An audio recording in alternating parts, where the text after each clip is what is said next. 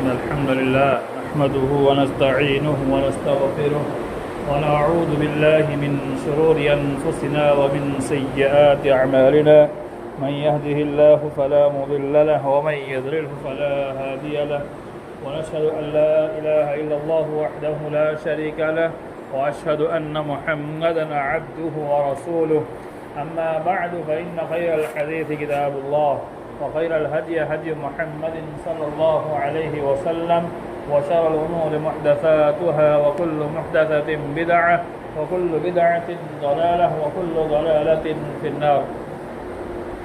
أعوذ بالله من الشيطان الرجيم.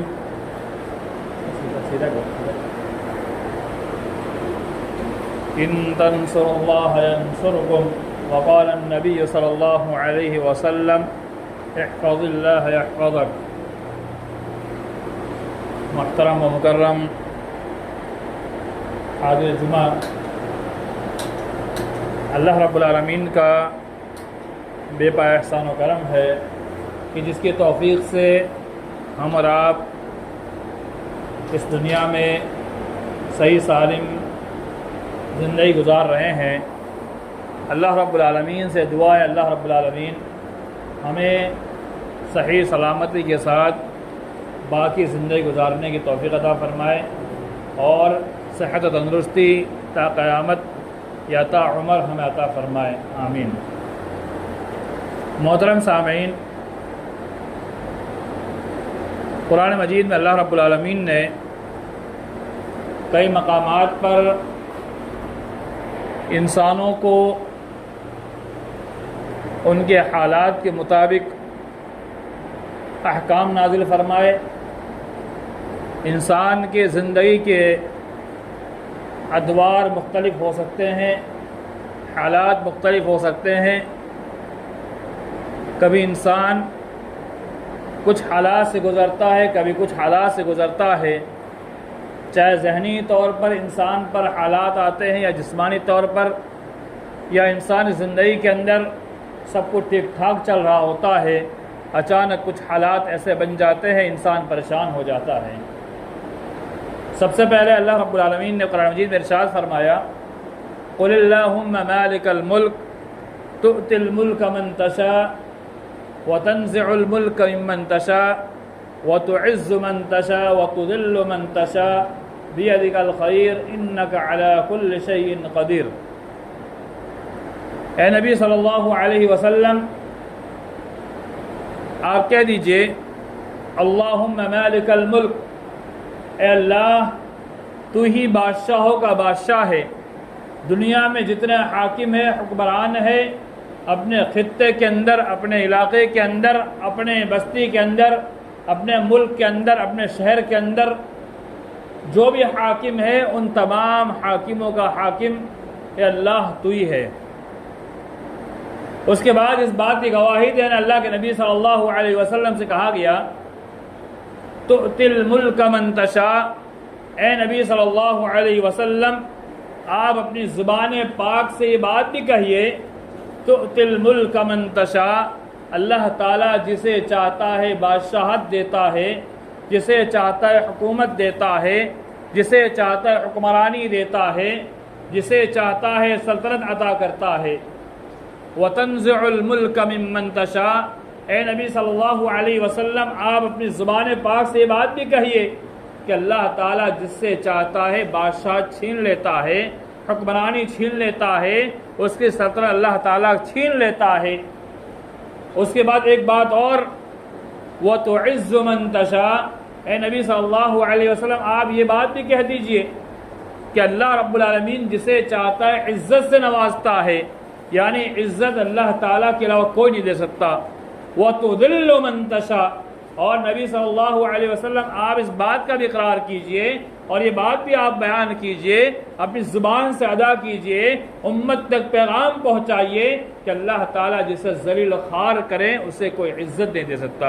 وَتُذِلُّ مَن تَشَاءُ، اللہ جسے چاہے ذلیل و خوار کرتا ہے۔ بِيَدِكَ الْخَيْرُ، یہ سب سے بڑی گواہی ہے کہ ساری کی ساری بلائی، ساری اچھائی، جتنے خیر کے کام ہے وہ سارے کے سارے اللہ کے ہاتھ میں ہے۔ بیدک الخیر، کہ اللہ سارے بھلائی کے کام تیرے ہاتھ میں ہے، تیرے علاوہ کسی اور کے ہاتھ میں نہیں ہو سکتا۔ انک علی کل شیء قدیر، بے شک اللہ رب العالمین ہر چیز پر قادر ہے، ہر چیز پر قدرت رکھنے والا ہے۔ دنیا میں جیسے بھی حالات بن جائے ان حالات کو ٹھیک کرنے والا اللہ رب العالمین ہے۔ ہمارے ساتھ کیسے معاملات پیش آئے ان سارے معاملات کا مقابلہ اور ان سارے معاملات کو ہم سے دور کرنے والی ذات جو ہے اللہ تعالیٰ کی ذات ہے۔ انک علی کل شیء قدیر، اللہ تعالیٰ ہر چیز پر قادر ہے۔ اس آیت پر ہمارا ایمان پختہ ہو جائے اور اس آیت کے ایک ایک جملے پر ہم غور کریں، اللہ کی قسم ہم کبھی پریشان نہیں ہوں گے۔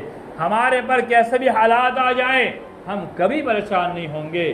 ان میں سب سے پہلی بات جو اللہ تعالیٰ نے یہ بات فرمائی، اللہم مالک الملک، پوری دنیا کے بادشاہ مل جائے، وہ سارے کے سارے ان بادشاہوں کا بادشاہ اللہ تعالیٰ ہے، یعنی سارے فیصلے اللہ ہی کرتا ہے۔ دنیا کے بادشاہ جیسے ہی فیصلہ لینا چاہے، جو فیصلہ لینا چاہے، وہ اپنے من مانی طور پر جو فیصلہ کرنے کی کوشش کریں، فیصلہ وہی ہوگا جو اللہ رب العالمین کرے گا، کیونکہ وہ سارے بادشاہوں کا بادشاہ ہے۔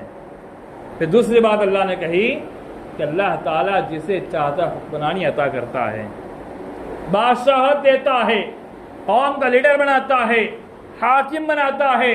گویا معلوم ہوا ہم صرف رائے پیش کرتے ہیں، حاکم اللہ تعالیٰ بناتا ہے۔ ملک اللہ تعالیٰ کسی ایک انسان کے سپرد کرتا ہے، سلطنت کسی ایک انسان کو اللہ تعالیٰ دیتا ہے، ہم کسی کو حاکم نہیں بناتے ہیں۔ اللہ تعالیٰ جسے چاہتا ہے بادشاہ چھین لیتا ہے۔ گویا معلوم ہوا بادشاہ چھیننے کی طاقت اللہ تعالیٰ کے پاس ہے، کسی اور کے پاس ہی ہو سکتی، کوئی کسی کو نہیں ہٹا سکتا۔ ہٹانے کی طاقت صرف اللہ تعالیٰ کے پاس ہے۔ ہمارا ایمان اس بات پہ ہونا چاہیے۔ اور اگلی بات، اللہ تعالیٰ جسے چاہے عزت دیتا ہے۔ آج انسان عزت کی بھوک کے اندر اتنا پریشان ہو جاتا ہے کہ نہ جانے کون کون سے ہتھ کنڈے اپنا لیتا ہے۔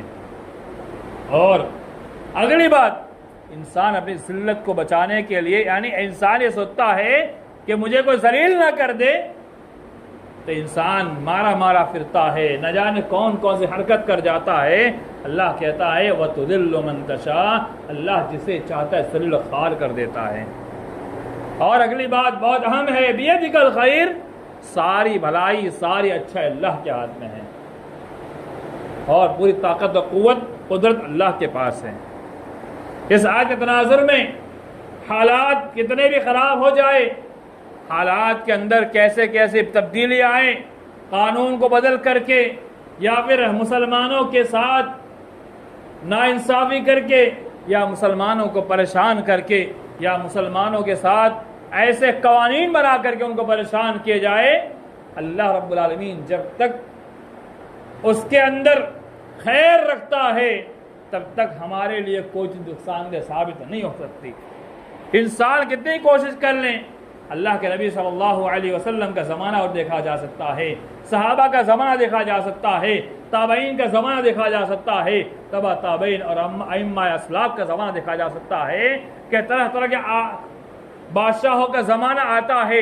اللہ کے نبی صلی اللہ علیہ وسلم کو کے ساتھ بھی نہ جانے کیسے کیسے معاملات ہوتے ہیں، یہاں تک کہا جاتا ہے کہ آپ محمد صلی اللہ علیہ وسلم کو ہمارے حوالے کر دیجئے اور ہم ہماری جانب سے خوبصورت انسان آپ کو پیش کرتے ہیں، ہم انہیں مار دیں گے، پریشان کریں گے، نہ جانے کیسے کیسے ہتھ کنڈے اپنا جاتے ہیں، لیکن ہوتا وہ یہ جو اللہ چاہتا ہے۔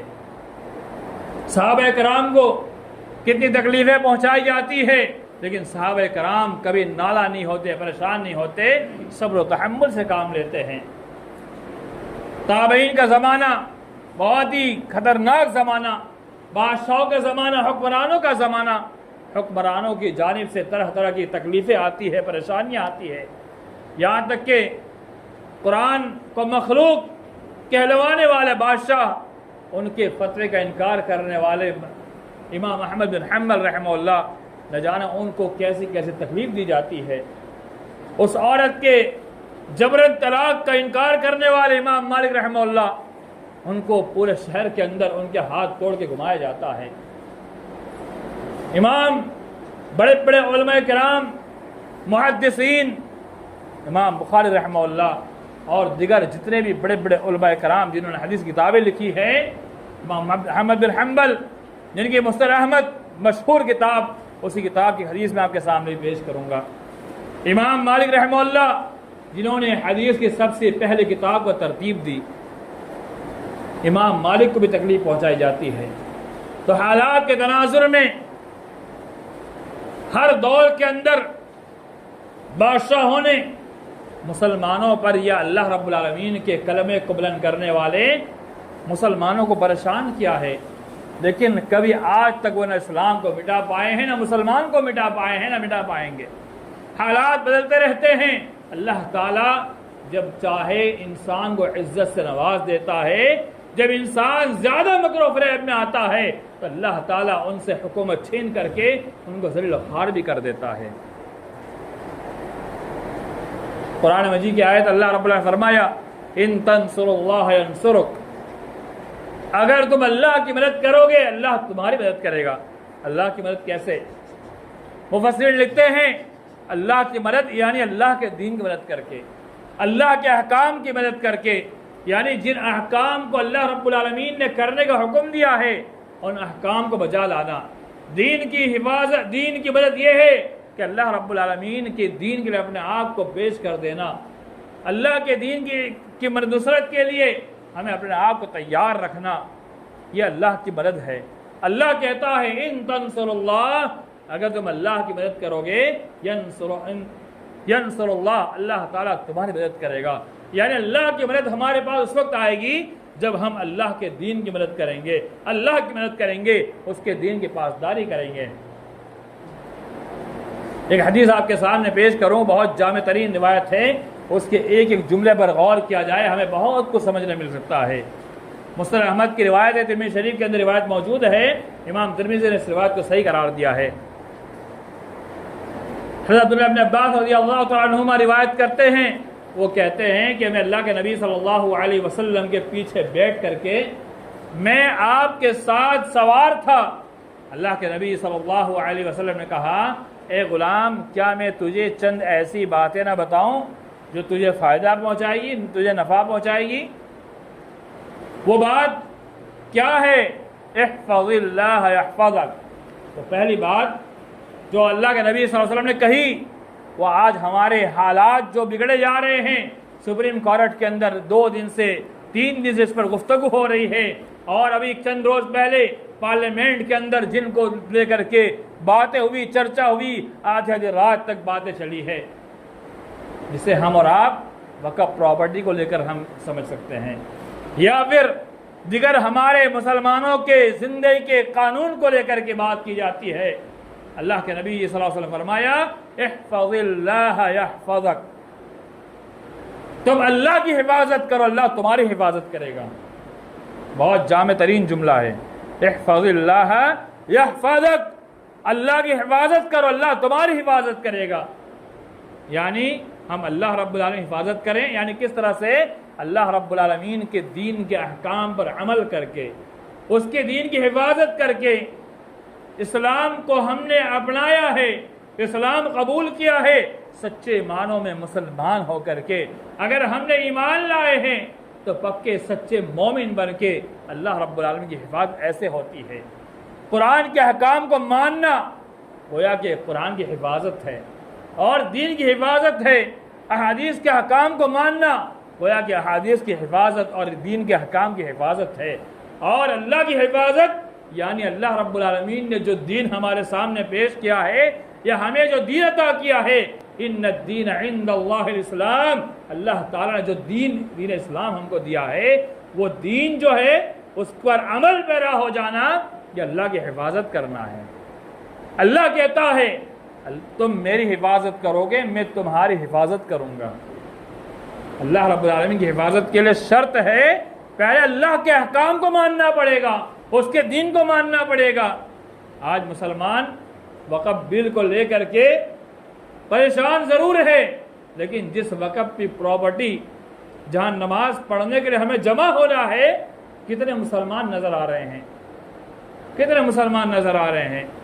اللہ کی قسم وہ جنتر منتر تو عام جگہ ہے، لیکن اللہ کا گھر جو ہے وہ خود وقف پراپرٹی ہے۔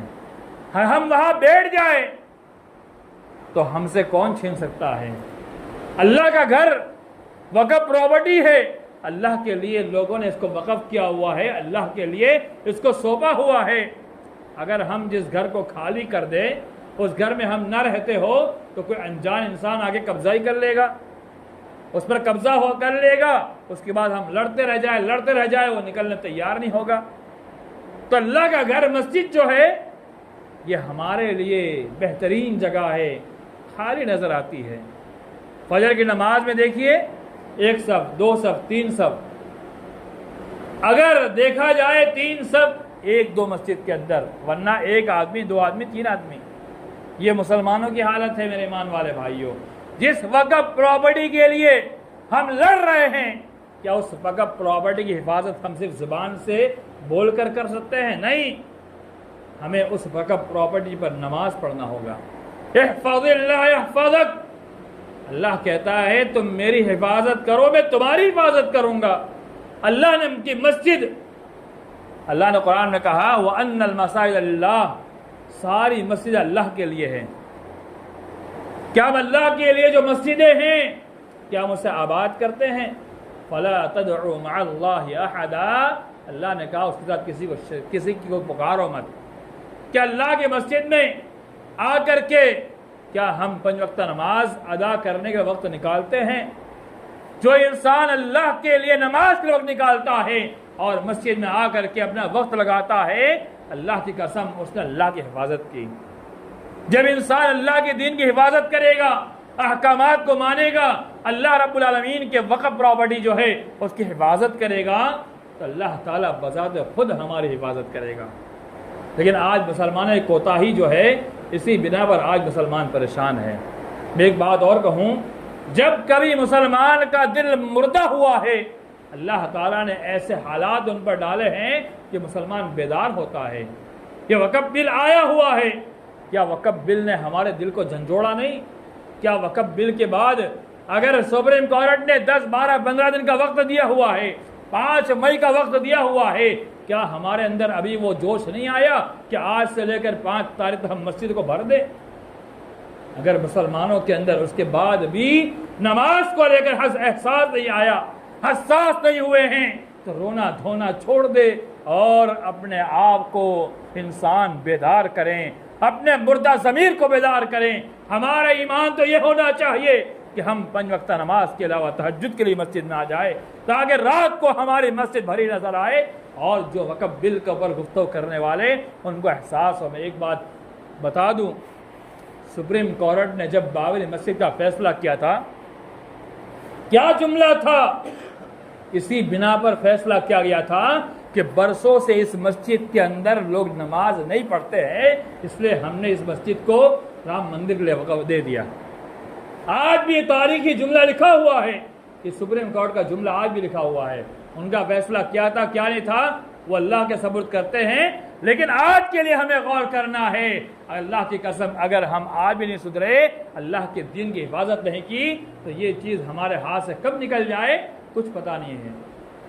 تو اللہ نے جو موقع دیا ہے، وقت دیا ہے، ہمیں بیدار ہونے کے اللہ نے موقع دیا ہوا ہے، ہم بیدار ہو جائے، خواب غفلت سے باہر آ جائے اور اللہ کے دین کی حفاظت کرے، اللہ ہماری حفاظت کرے گا۔ اللہ نے شرط لگائی ہے، احفظ اللہ یحفظک، اللہ کی حفاظت کرو، اس کے دین کی حفاظت کرو، اللہ تعالیٰ تمہاری حفاظت کرے گا۔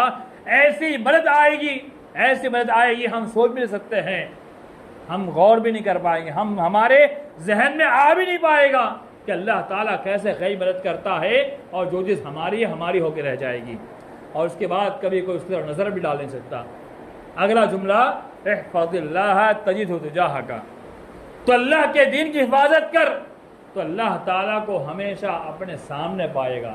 یہ حدیث کے الفاظ اللہ کے رسول کے خود کے الفاظ ہیں، اللہ کے دین کی حفاظت کر، جب تو کبھی پریشان ہوگا، کیسی بھی پریشانی آ جائے، اللہ تعالیٰ کو اپنے سامنے پائے گا، یعنی اللہ تعالیٰ تیری مدد کرے گا، پریشانی کو دور کرے گا، حالات کو اچھے کر دے گا۔ اگلا جملہ وَإِذَا سَأَلْتَ فَاسْأَلِ اللَّهِ، جب کبھی پریشانی آ جائے سوال کرنا پڑے اللہ سے سوال کر. سوال سے مراد یہ ہے جب کہیں مانگنا ہو اللہ سے مانگو. ابھی حالات خراب ہو رہے ہیں, مسلمان پریشان ہے, ہماری پراپرٹی پر غیروں کا قبضہ ہو جائے گا, ہماری پراپرٹی پر مسلمان کے علاوہ دوسرے لوگ قبضہ کریں گے اور وہ ٹرسٹ میں اندر آ کر کے اپنے منمانی فیصلہ لے کر کے مسلمانوں کو پریشان کریں گے. اللہ کے رسول نے فرمایا ایسے حالات بن جائیں وَإِذَا سَأَلْتَ فَاسْأَلِ اللَّهِ, اللہ تعالیٰ سے سوال کرنا, اللہ سے مانگنا, اللہ کے سامنے ہاتھ پھیلانا. سوال سے مراد یہ ہے کہ اللہ سے دعا کرنا, اللہ کے سامنے اپنے آپ کو لگا دینا. دنیاوی جو کام ہمیں کرنے ہیں, قانونی لڑائی جو ہمیں لڑنی ہے, جو طریقے دنیا میں اپنانے ہیں, وہ سارے طریقے اپنانے کے ساتھ اللہ کے سامنے اپنے آپ کو پیش کر دینا. جنگ بدر کے اندر مسلمان کم تھے, حالات خراب تھی, مسلمان کے پاس ہتھیار نہیں تھے, مسلمان کمزور تھے, بوڑھے بچے ملائے گئے, تب 313 مسلمان ہوئے اور کفار طاقتور ہتھیار سے لیس 1000 کی تعداد میں تھے. صحابہ کرام ایک طرف جنگ لڑ رہے تھے, ہاتھ باندھ کے بیٹھے نہیں تھے, صرف دعا پہ اکتفا نہیں کیا تھا. صحابہ کرام میدان میں تھے, اللہ کے نبی صلی اللہ علیہ وسلم سجدہ میں تھے, آپ صلی اللہ علیہ وسلم دعا کر رہے تھے یا اللہ یہ مختصر سی جماعت اگر مٹ گئی اس روئے زمین پر تیری عبادت کرنے والا کوئی باقی نہیں رہے گا, مدد فرما اللہ.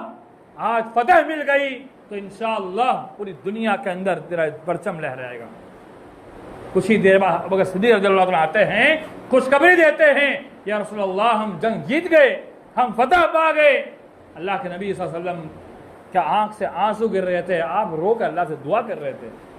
تو دونوں اپنانا ہے, جو قانونی طور پر لڑائی لڑ سکتے ہیں وہ بھی لڑے, لیکن ہمارے پاس اگر قانونی لڑائی لڑنے کی طاقت نہیں ہے, اللہ نے ہمارے پاس ہاتھ دیا ہوا ہے, اللہ نے ہماری زبان دی ہوئی ہے, اللہ نے ہمیں پیشانی دی ہوئی ہے, جھک جائے سجدہ ریز ہو جائے, اللہ کے سامنے اپنا آپ کو پیش کر دے. اور یا اللہ اگر ہمارے گناہوں کی وجہ سے یا تیرے دین کی حفاظت نہ کرنے کی وجہ سے اگر یہ آفت ہم پر آئی ہے, یا اللہ آفت کو دور فرما دے, اور یا اللہ ہماری حفاظت فرما. ایسی دعا ہمیں کرنا چاہیے, اللہ تعالی ہماری مدد کرے گا. وَإِذَا اسْتَعَنْتَ فَاسْتَعِنْ بِاللَّهِ, جب کبھی مدد مانگنے کی ضرورت پیش آئے اللہ سے مدد مانگی جائے. یہ اللہ کے رسول صلی اللہ علیہ وسلم نے جملے سکھائے ہیں. جب مدد مانگنے کی ضرورت پیش آئے, اور مدد مانگنے کا بہترین ذریعہ کیا ہے, یا ایھا الذین آمنوا استعینوا بالصبر والصلاۃ, اے ایمان والو جب تم کبھی پریشان ہو جاؤ, تمہیں مدد کی ضرورت پیش آئے, تو صبر اور نماز کے ذریعے طلب کرو. اللہ نے قرآن میں 2-3 جگہ پر اس بات پر اشارہ کیا ہے, جب کبھی مدد کی ضرورت پیش آئے تو پہلی چیز صبر کریں, اور صبر کے ساتھ ساتھ نماز قائم کرے. نماز کے ذریعے اللہ تعالیٰ مدد کرتا ہے, ایسی مدد آتی ہے انسان سوچ بھی نہیں سکتا ہے. تو نماز کے ذریعے اللہ کی مدد ہم طلب کریں.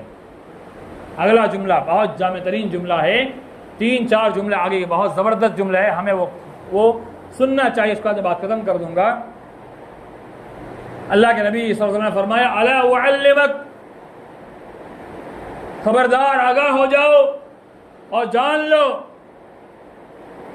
لو ان الامہ لو اجتمعت, اگر پوری جماعت مل کر کے, پوری امت مل کر کے ایک جگہ جمع ہو جائے, پلیٹ فارم پر آ جائے, بہومت کے ساتھ فیصلہ کرنے پر آ جائے,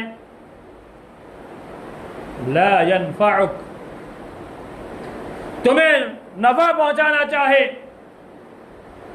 ان ينفعک, تمہیں کچھ فائدہ پہنچانا چاہے, لم ينفعک الا ما كتب اللہ لک, مگر اتنا ہی فائدہ پہنچا سکتے ہیں جتنا اللہ تعالیٰ نے مقدر میں لکھا ہوا ہے. ہمارے نصیب میں اللہ نے جتنا فائدہ پہنچانا لکھا ہوا ہے ہمیں اتنا ہی فائدہ پہنچا سکتے ہیں. یہ جملہ ہو گیا. دوسرا جملہ وَاعْلَمْ أَنَّ الْأُمَّةَ, جان لو پوری جماعت مل کر کے, پوری تنظیم مل کر کے, بہومت کے ساتھ, پوری ایک جماعت ہو کر کے, اجتماعیت کے ساتھ پوری امت مل کر کے,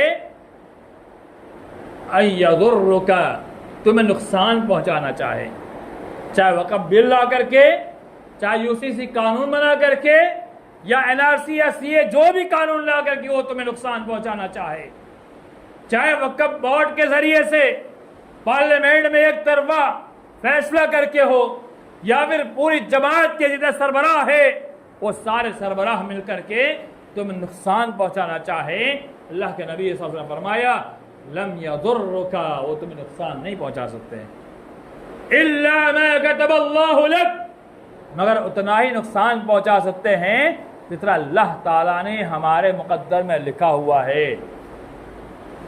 یعنی اگر وہ پوری طاقت لگا دے، جستجو کر لیں، کوشش کر لیں، ہمارا کچھ نہیں بگاڑ سکتے، مگر اتنا ہی بگاڑ سکتے جتنا اللہ نے ہمارا نقصان لکھا ہوگا، اس سے ذرہ برابر ذرہ نقصان نہیں ہو سکتا۔ ہاں، اس حدیث کے الفاظ سے معلوم ہوتا ہے ہم اللہ کے دین پر ثابت قدم ہے، اس کے بعد اگر ہمیں کوئی نقصان پہنچ جائے تو ہمیں اسی حدیث پر عمل کرنا اور سمجھنا چاہیے کہ اللہ تعالیٰ نے ہمارے مقدر میں نقصان لکھا تھا، ان کے ذریعے ہمارا نقصان اتنا پہنچا، اس سے زیادہ کچھ بھی نقصان نہیں ہو سکتا۔ اس حدیث پر عمل پیرا ہو جائے، اس حدیث کے مفہوم کو سمجھ لیں، اللہ کی قسم مسلمان کبھی پریشان نہیں ہوگا۔ جتنا مسلمان آج پریشان ہے نا کہ پتہ نہیں کیا ہوگا، ہمیں قبرستان میں جگہ ملے گی یا نہیں ملے گی، ہم نماز پڑھ پائیں یا نہیں پڑھ پائیں گے، ہمارے ساتھ کیا ہوگا، ہمیں دفن کرنے کے لیے جگہ ملے گی یا نہیں ملے گی، ایک ہی الفاظ پر غور کر لیں، اللہ نے جتنا مقدر میں لکھا ہوگا اس سے زیادہ ہمیں وہ نقصان کچھ بھی نہیں پہنچا سکتے۔ اس کا مطلب یہ بھی نہیں ہم ہاتھ باندھ کے بیٹھ جائے، اگر ہاتھ باندھ کے بیٹھنا ہوتا تو اللہ کے نبی صلی اللہ علیہ وسلم کبھی جنگ نہیں کرتے۔ کوشش کرنا ہے، جو لڑائی لڑنا ہے، حالات کے مطابق ہمیں سب کچھ کرنا ہے قانون کے دائرے میں رہ کر کے، کیونکہ جنگ ایسے نہیں ہوتی ہے۔ جنگ اللہ کے رسول زمانے جب جنگ ہوتی تھی، جہاد ہوتا تھا تو اس کا دائرہ تھا، یہ قانون ہے، قانون کے تحت کام کرنا ہوگا، اس کے ساتھ ساتھ دین پہ بھی چلنا ہوگا، دین کے اعمال بھی انجام دینے ہوں گے۔ جب اللہ کے نبی صلی اللہ علیہ وسلم جب جہاد یا جنگ میں ہوتے تب بھی نماز پڑھتے تھے، اور آج مسلمان دیکھیے پروڈرز میں بیٹھا ہوا ہے، نماز کو چھوڑا ہوا ہے، اللہ کی قسم، یہ اسلام کی تعلیم نہیں ہے۔ اسلام یہ تعلیم دیتا ہے تم سب کچھ کرو، لیکن جو اسلام کے احکام ہے اس کے دائرے میں رہ کر کرو۔ اگلے جملہ، دو جملے ہیں اور مزید بہت جامع ترین ہے۔ اللہ کے نبی صلی اللہ علیہ وسلم نے فرمایا رفعت الاقلام، قلمیں اٹھا لی گئی ہے، یعنی تمہاری تقدیر لکھی جا چکی ہے، اب تمہارے ساتھ وہی ہوگا جو اللہ تعالیٰ نے مقدر میں لکھا ہوا ہے، اس کے علاوہ کچھ بھی نہیں ہوگا۔ تقدیر لکھی جا چکی ہے، یعنی اللہ نے جو لکھا ہوا ہے وہ ہو کے رہے گا، ہم اس میں کچھ بھی نہیں کر سکتے۔ تقدیر پر ایمان لانا یہ ان 6 ارکان میں سے ہیں جو ایمان کے کامل ہونے کے لیے ضروری ہے۔ تقدیر خیر اور تقدیر شر، یعنی جو ہمارے حق میں برا ہوتا ہے، تقدیر شر سے مراد گناہ نہیں ہے میرے ایمان والے بھائیوں۔ بہت سارے مسلمان یہ سمجھتے ہیں کہ ہمارے ساتھ تقدیر شر لگی ہوئی ہے، یعنی ہم جو گناہ کرتے ہیں وہ تقدیر شر نہیں۔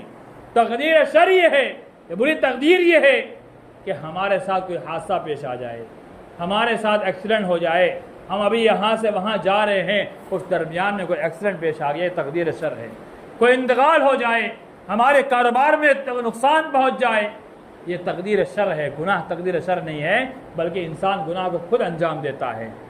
اور تقدیر خیر، جو اللہ نے ہمارے حق میں بہتر فیصلہ کیا، وہ بھی تقدیر خیر ہے۔ ایمان کے قابل ہونے کے لیے تقدیر میں ایمان لانا ضروری ہے۔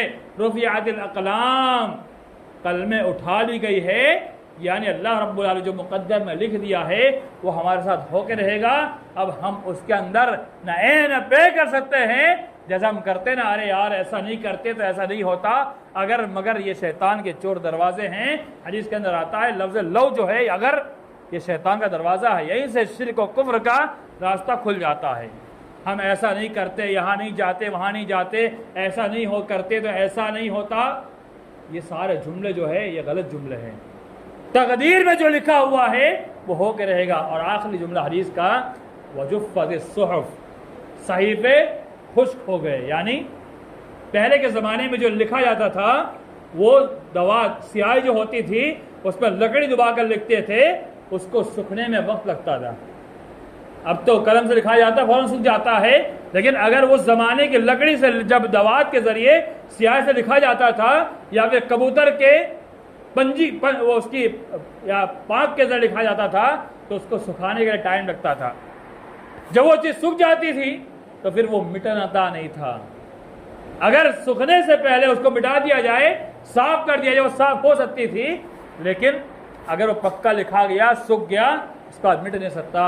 تو وہی اللہ رسول نے فرمانا چاہو جو فد الصحف کہ صحیفے خشک ہو گئے، سوکھ گئے، یعنی جو چیز اللہ نے لکھی ہے وہ پکا ہو گیا، پتھر کی لکیر ہو گئی، اب اس میں کوئی تبدیلی نہیں آ سکتی، کوئی چینج نہیں آ سکتی.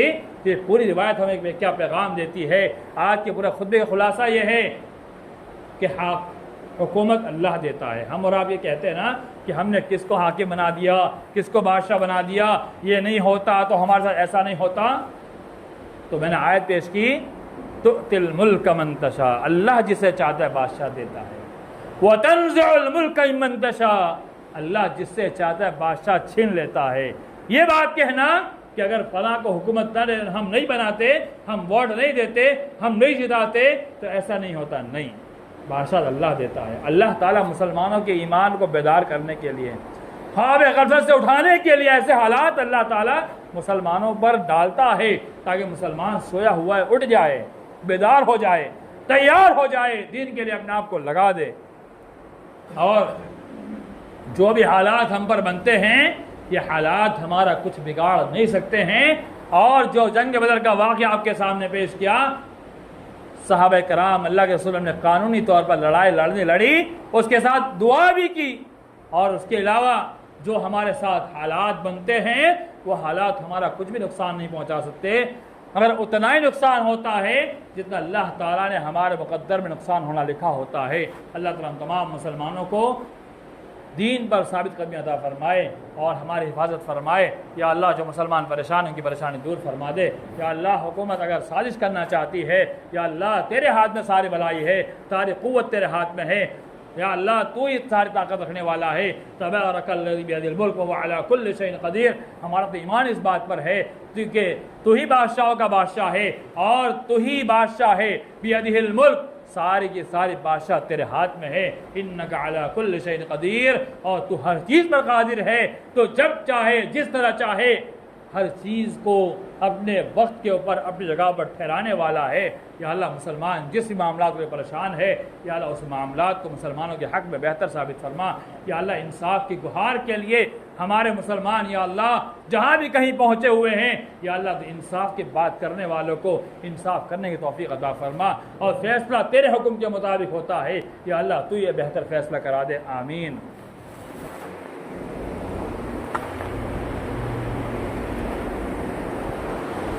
الحمد لله وحده والصلاة والسلام على من لا نبي بعده. إن الله يأمر بالعدل والإحسان وإيتاء ذي القربى وينهى عن الفحشاء والمنكر والبغي يعظكم لعلكم تذكرون. اذكروا الله يذكركم ويستجب لكم ولا تعالى عز وجل